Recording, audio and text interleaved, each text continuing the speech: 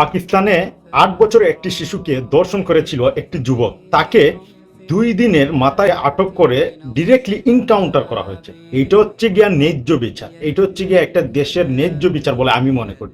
কারণ যেখানে 8 বছরের একটি মেয়ে শিশুকে ধর্ষণ করে হত্যা করা হয়েছিল, আর যেই জালিম ওকে হত্যা করেছিল সেই জালিমকে ডিরেক্টলি ওই দেশের পুলিশেরা ইনকাউন্টার করে মেরেছে।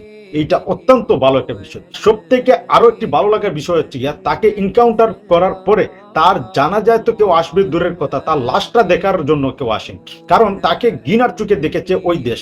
আপনারা জানলে অবাক হবেন, ইন্ডিয়াতে মাত্র 3 বছরের একটি শিশু ধর্ষণ হয়েছে, অথচ ওইখানে যে মানুষটি ধর্ষণ করেছে মাত্র 3 বছরের শিশু, যে কিনা এখনো দুনিয়া কি সেটাই বুঝে না, তাকে ধর্ষণ করেছে স্কুলের যে কেয়ারটেকার তাকে। সে এই 3 বছরের শিশু যে প্রথম দিন সে স্কুলে গিয়েছে এবং তাকে ধর্ষণ করেছে ওইখানের কেয়ারটেকার।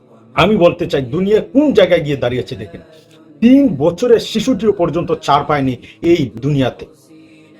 ইন্ডিয়াতে এই ঘটনাটি ঘটার পর বর্তমান সময়ে তুলপার ইন্ডিয়ার জনগণ। কিন্তু আরেকটি খারাপ লাগার বিষয় হচ্ছে আমাদের প্রবাসী এক ভাইয়ের আমাদের বাংলাদেশে ধর্ষণ করার পরে তাদেরকে ঝুলিয়ে রাখা হয়েছে, তারও কোনো বিচার হবে বলে আমার মনে হয় না। তাই আমার মনে হয় যে বর্তমান সময়ে আমরা বিচারের জন্য কোথায় যেতে হবে? বর্তমান সময়ে আমাদেরকে বিচারের জন্য যেতে হবে পাকিস্তান। বাংলাদেশে বিচারের জন্য আমাদেরকে মাসের পর মাস অপেক্ষা করতে হবে। আমার মনে হয় যে আমরা সবাই বিচার চাইতে হলে যাইতে হবে পাকিস্তান, কারণ তারা পাপ করেছে, মানে পাপের শাস্তি হবে ডিরেক্টলি ইনকাউন্টার। এইখানে আবার অপেক্ষা করতে হবে কেন? মাসের পর মাস অপেক্ষা করতে হবে কেন?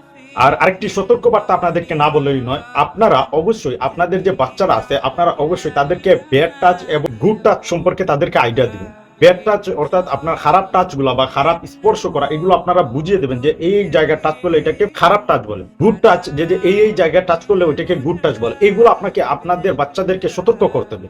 স্কুলে যাওয়ার পরে যাওয়া আসার রাস্তায় কেউ ডিস্টার্ব করলে ওইটা আপনাদেরকে জানানোর জন্য আপনারা অবশ্যই আপনাদের বাচ্চাকে এই শিক্ষাটা দেবেন। ভিডিওটা দ্রুত গতিতে শেয়ার দিন যাতে অন্যরাও সতর্ক হতে পারে।